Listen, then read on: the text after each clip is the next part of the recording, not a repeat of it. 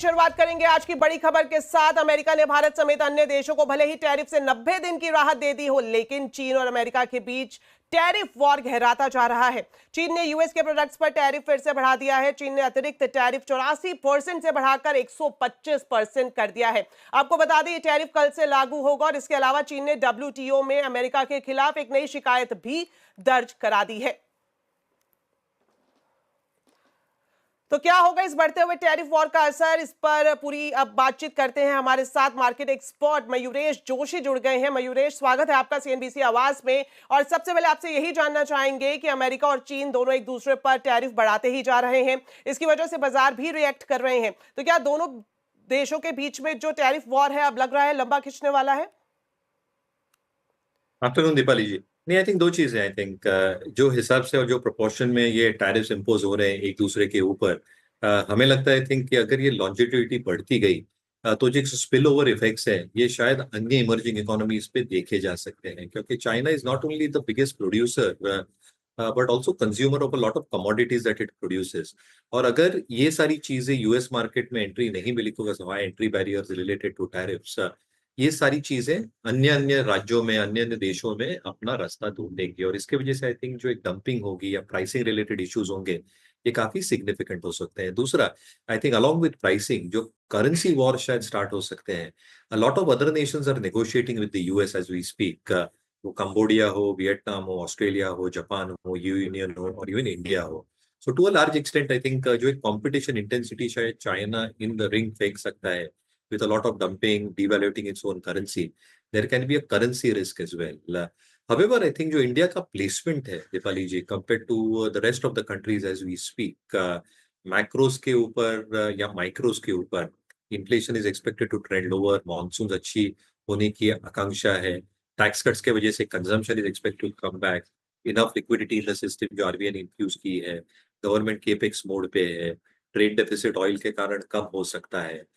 ये सारी चीजों की वजह से looking at global tariffs, uncertainty, US में एक base case scenario mild recession की बन रही है और इसलिए आई थिंक जो डॉलर इंडेक्स में एक आप मूव देख रहे हैं, अगर ये सिनेरियो प्ले आउट होता है तो US investors will try to look at other markets. Now जो फ्लोज चाइना की तरफ गए थे पिछले कुछ महीनों में, आई थिंक वो शायद रिवर्स हो सकते हैं। जो कमोडिटी ड्रिवन इकोनॉमीज हैं, स्पेसिफिकली इमर्जिंग इकोनॉमीज, वहां पे थोड़ी दिक्कतें आ सकती है because of tariffs and slower growth. और इसलिए आई थिंक भारत एक विकल्प बन जाता है in terms of this global turmoil and volatility, जहां पे शायद एक स्थिरता compare to the rest of the globe रह सकती है। Obviously risk factors related to spill over effects, volatility in the markets might continue, but India शायद based on all these macro and micro factors with expectation of corporate earnings recovery शायद एक better place market रहे compare to the rest.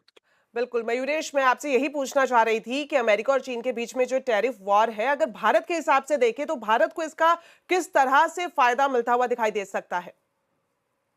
सो दो तीन तरीके से। एक I think जो स्पिल ओवर इफेक्ट्स की हम बात कर रहे थे, that might happen for a large part of the universe, but क्योंकि आई थिंक जो टैरिफ इम्पोजिशंस इंडिया में रिलेटिवली लेस रह सकते हैं, a large part of our export pool जो हम करते हैं, for example outside services, pharmaceuticals, textiles, engineering products to a large extent, marine products to a large extent as well, यहाँ पे एक इंक्रीमेंटल बेनिफिट हमें हो सकता है, क्योंकि अन्य देशों के कंपैरिजन में अगर हम देखें तो एक रिलेटिवली बेटर प्लेस्ड परफॉर्मेंस की उम्मीद हम लगाए बैठ सकते हैं।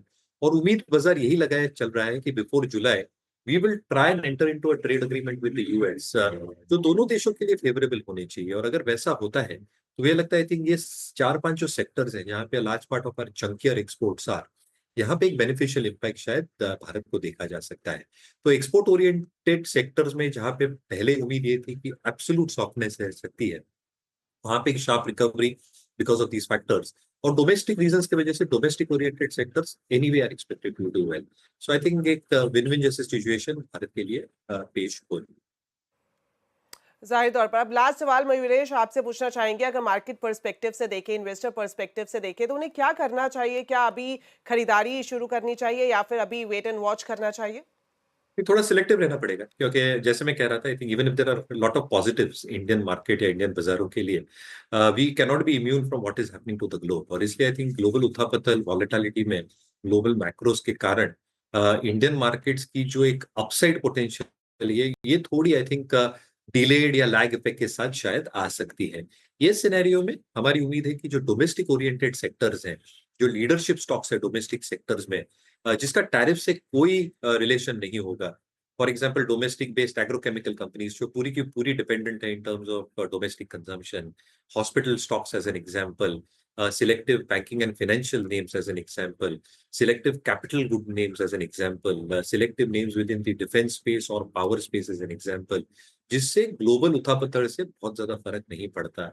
जो लीडरशिप स्टॉक्स है ये सारे सेक्टर्स में ये भली बातें जानते हैं कि मार्केट्स को, मार्केट साइकिल्स को कैसे काउंटर करना है, because of their integrated operations, उनका एक बिजनेस पे जो कंट्रोल होता है ऑपरेटिंग लेवरेज के हिसाब से वो प्ले आउट होता है। Last but not the least I think corporate governance and corporate leverage कम होने के कारण अर्निंग्स में जो एक पॉजिटिव प्रभाव आ सकता है वो सिग्निफिकेंट हो सकता है। तो सिलेक्टिव रहे, बट यस आई थिंक जो सिलेक्टिव लीडरशिप स्टॉक है वहां पे एक स्टैगर्ड वे में आप डेफिनेटली एंट्री ले सकते हैं as far as market service.